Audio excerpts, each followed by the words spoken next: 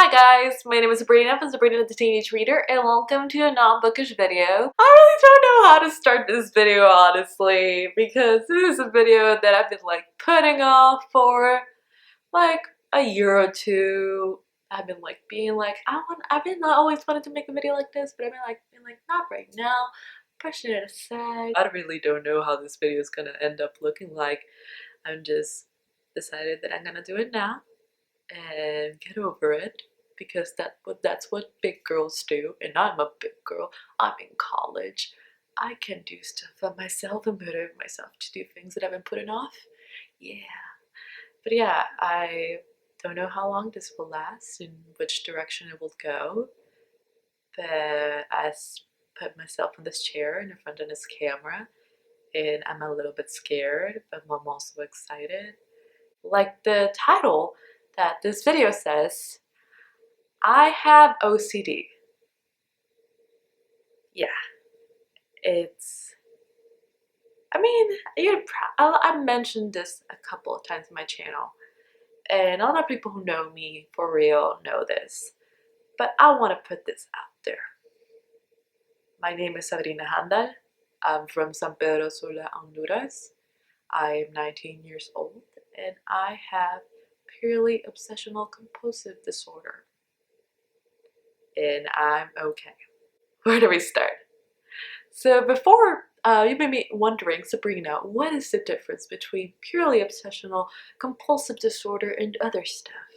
Basically, purely obsessional compulsive disorder, it focuses on the whole obsession part. It's an anxiety disorder that focuses on obsessive intrusive thoughts. So it's basically overthinking in a mental illness.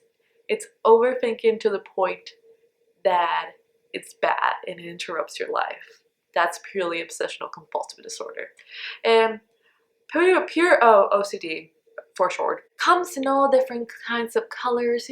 Mental illnesses are a spectrum. They don't come in only one kind of way.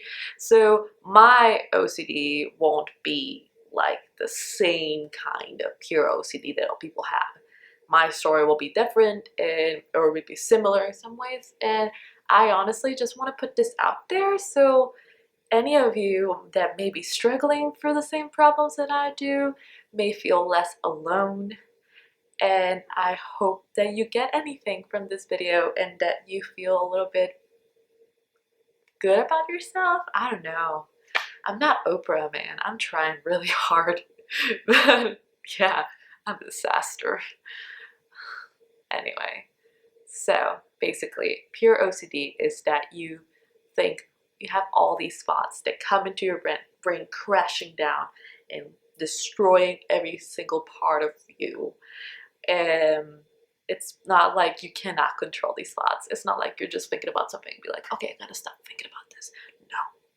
Your brain will continue thinking about these undesirable, unwanted thoughts all the damn time. And you won't sleep, and you won't eat, and you won't do anything in your life because you're just obsessing about the randomness or the most horrible things. They can come in all kinds of ways.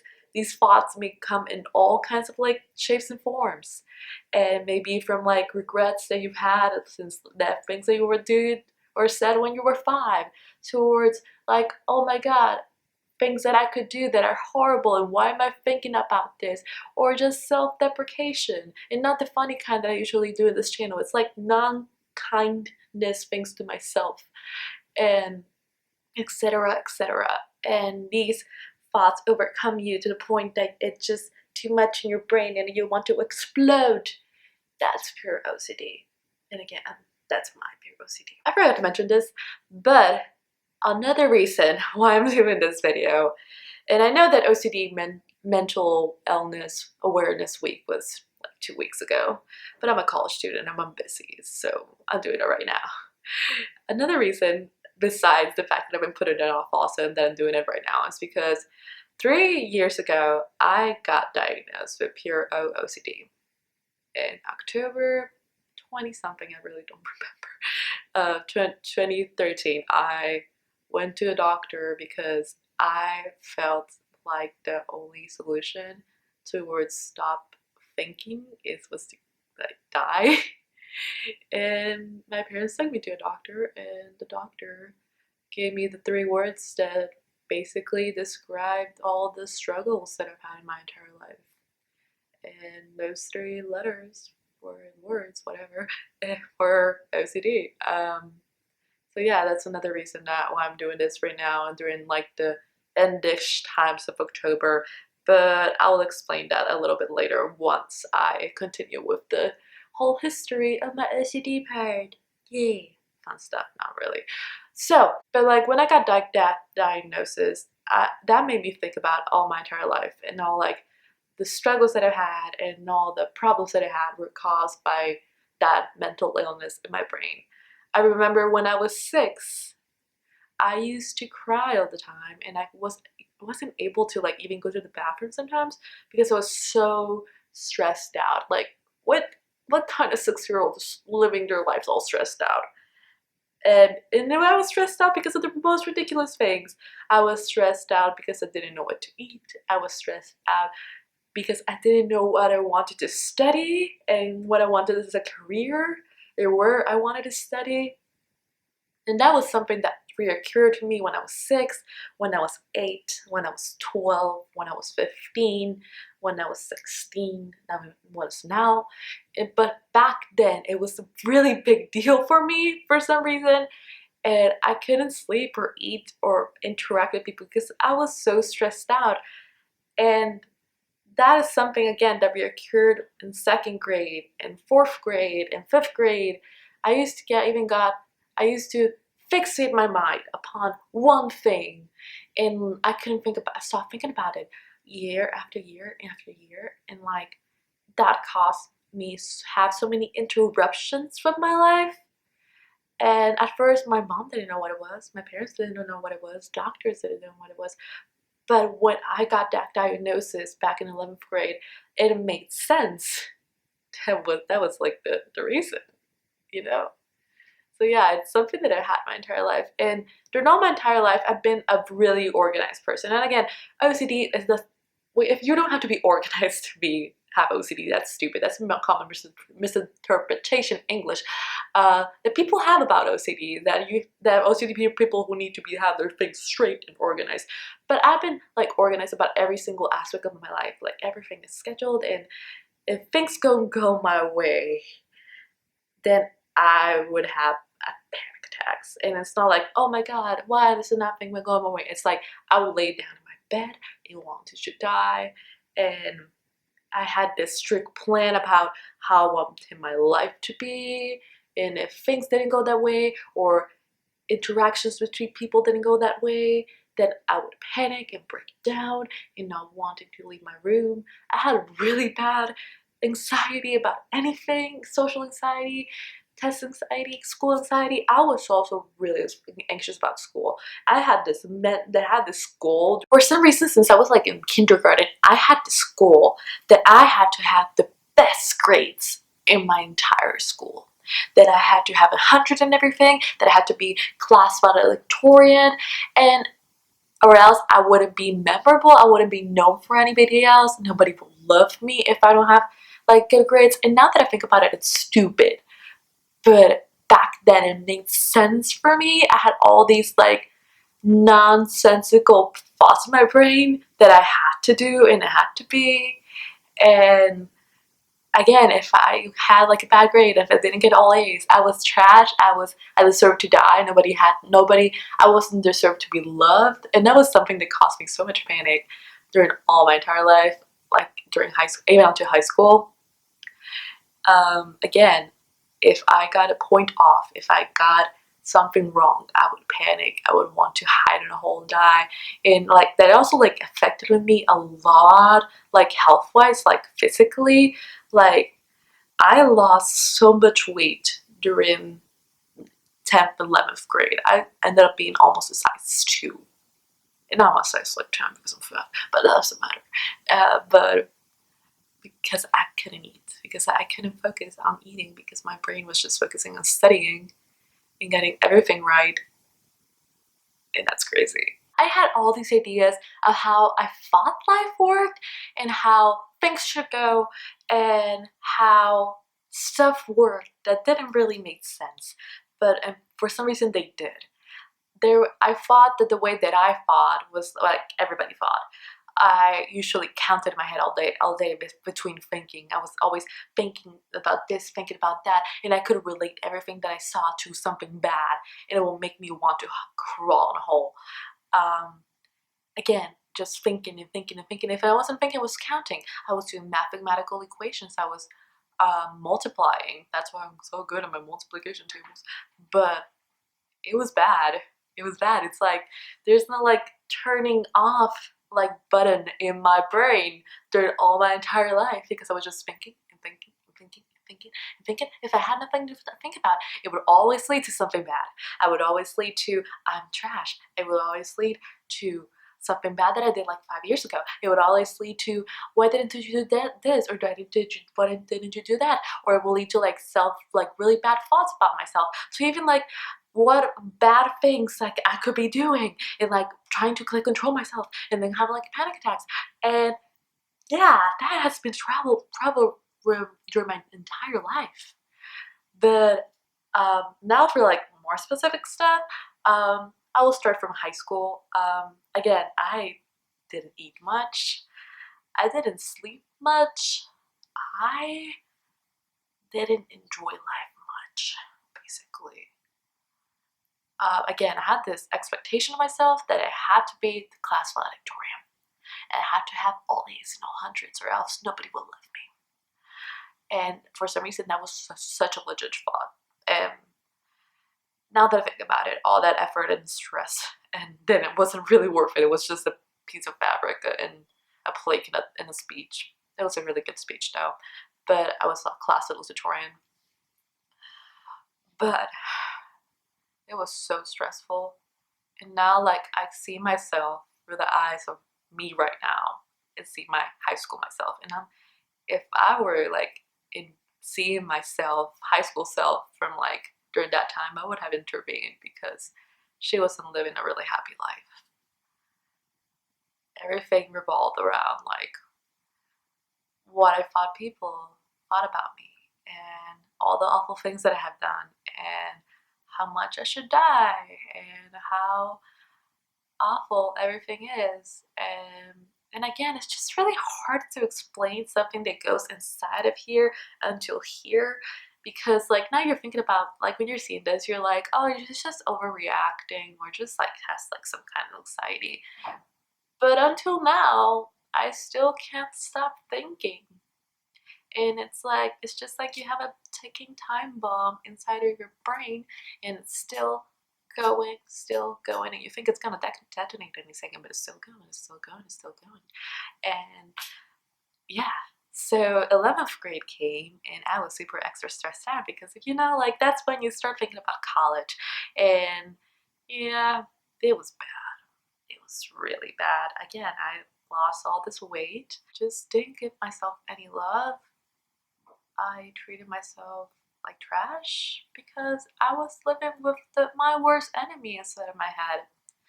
And it sucks because you really can't do much about it if you're living with your worst enemy kinda throwing trash at you and to your brain 24/7. It came to a point again that I was like ready to die. And it also came bad. I went to the psychiatrist. And the psychiatrist was like, I'm gonna ask you questions and we're gonna talk about your life. And I'm like, fine. He's like, okay, Sabrina, I think I know what you were having during your entire life. He was like, you have this thing. This thing is called purely obsessional OCD. This has been the thing that has been causing you all your problems in your life and now has a name. And that was the moment everything changed, honestly.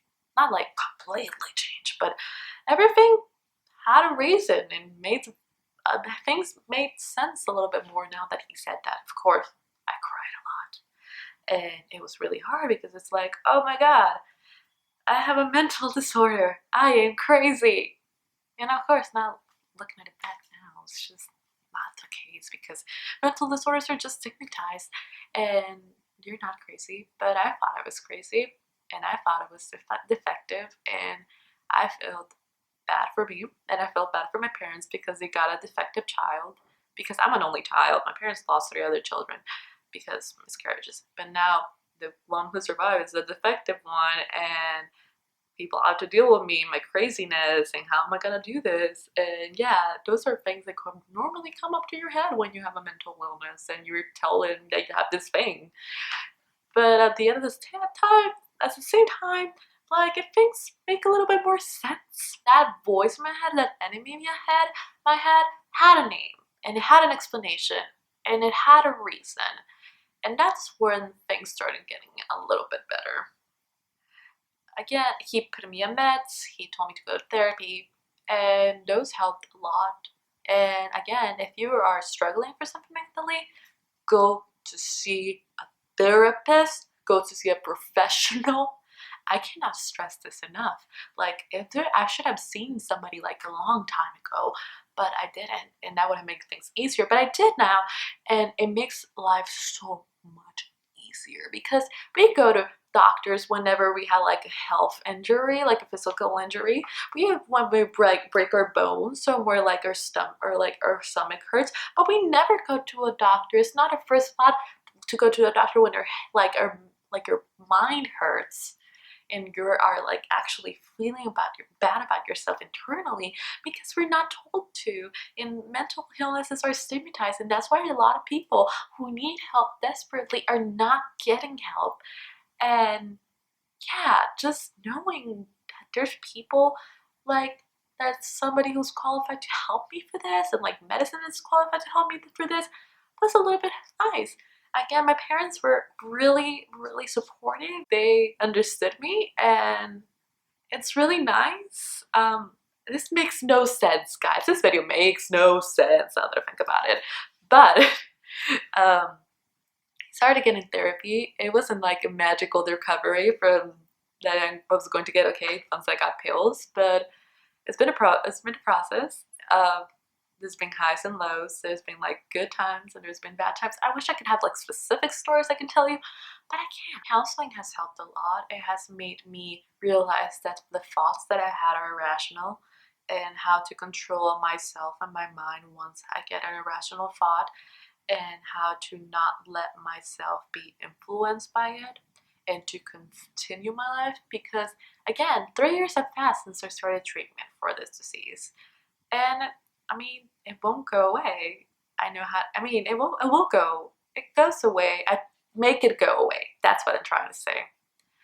But the thoughts will always be there, and the obsessions will always be there, and this need or want to be thinking or doing something will always be there. But I have medicine that is helping me like the chemicals in my brain like get their stuff together. I have friends and family who love me no matter what, no matter this 3 letters that have been another label in me. And I have you who's watching this. I guess you're my friend, right? But honestly, I don't want you to see me like a martyr.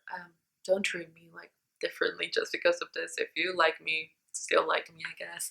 I mean, don't feel pressured. And if you don't like me, just don't like me. It's a loss, but that's your choice. And I'm gonna show you something. So basically, also guys, medicines are really important. A lot of people are like, I don't want to take medicines and fry my brain, but they are important because the reason you have a mental illness is part of the chemicals in your brain, and these medicines like help you with your like chemicals. I have a look. This is really cute. This is where I have my pills. It's a macaroon. Yeah, this is where I have my pills, and I'm also doing this thing in which I'm collecting like all the empty cases for like pills that I've been taking, and so far I have all of these. These are these have been like more than a year, a little bit. I started collecting them because I want to do like an artsy project soon. I don't know, but if you have any ideas for that, comment down below. But now I'm in college, and it's always stressful here. I mean, it's college. I'm always stressed out, But I now know that like the stress that I have is not because of my OCD, so it's just because I'm. Once you realize that all these irrational thoughts, it's just your stupid brain playing a trick on you, life gets a lot easier. And this really big weight on your shoulders is pull off. And yeah, every day is a battle. Sometimes some days are worse than other days. Some days are perfect. But it will continue going, and I know that as days pass, it will keep on getting better. So far during those 3 years, I no longer want to die, which is a good thing. I've become a less anxious person. I've decided to be not an extrovert, but like open myself to more people, and I made really good friends. I'm now in college, and I mean, moving to another country to go to college is pretty stressful, but I managed to do that kind of well, I guess. And I've done a lot of good things in my life, and I'm happy. I'm really happy. I really can say I'm happy. And again, this journey still has ups and downs. There's people who probably cannot could have not dealt with my illness and left. There are people who saw through my illness and accepted me. Again, this is Sabrina, the Sabrina you see every day. Just because I have this label, that means not much.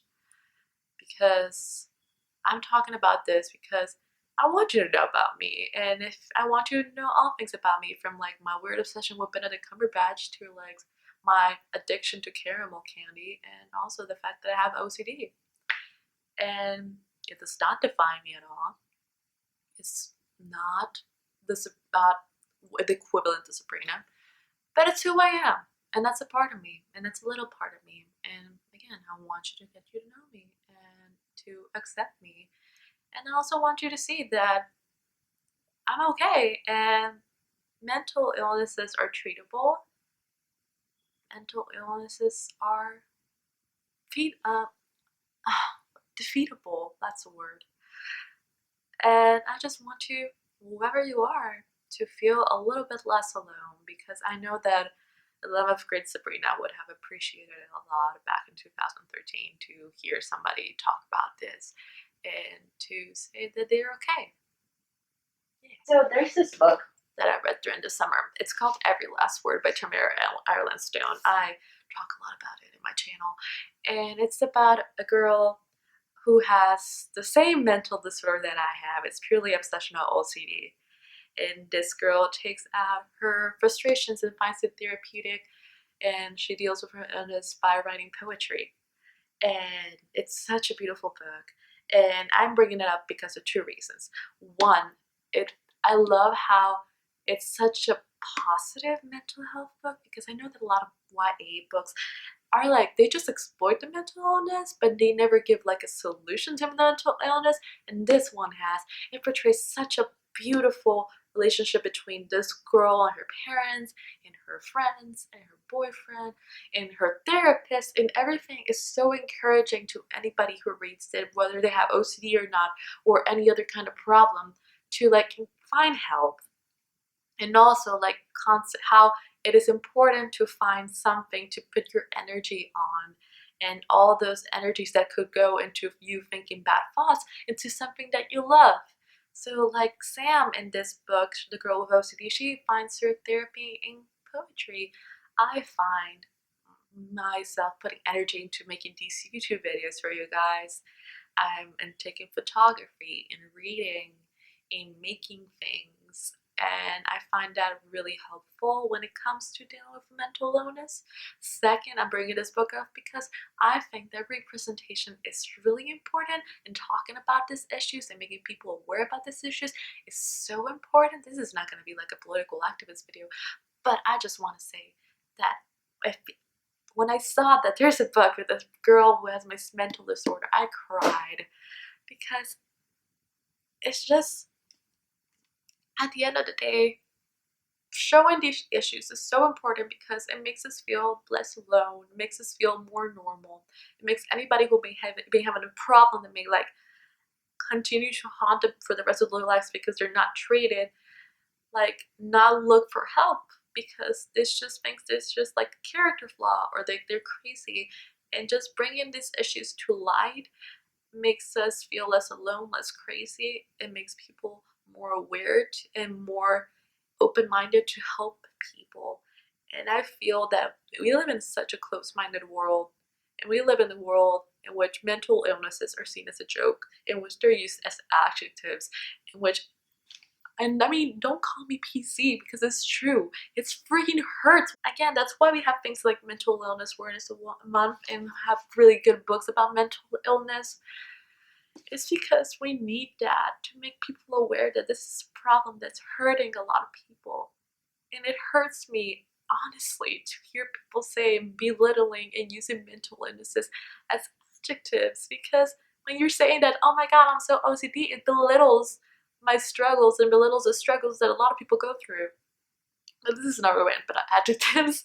But yeah, that's why I'm talking about my OCD, to let you know that I have this and that I will be okay and that I'll be keep being strong and I'll be keep being weird. And yeah, just it's really good to put that in a video. I will be okay. And you're gonna be okay. I promise. Okay, I'm not a martyr. Or if you want to chat or if you want a pen pal, comment down below. We will talk more about this. Thank you for watching this video. I don't know if you're gonna make it to like the end or something, but you're pretty cool if you did. Yeah. It's just, again, it's nice to put everything there and let you know about stuff, because I know that some of you care about me apparently. If you have any more questions, I'll be putting more links down below with actual sciencey, factual information about OCD and other mental illnesses, and about how you can be an advocate and help others and be a good person. Yay, because we all want to be good people. Yeah. Thank you so much for watching this video, and I'll see you later. Bye.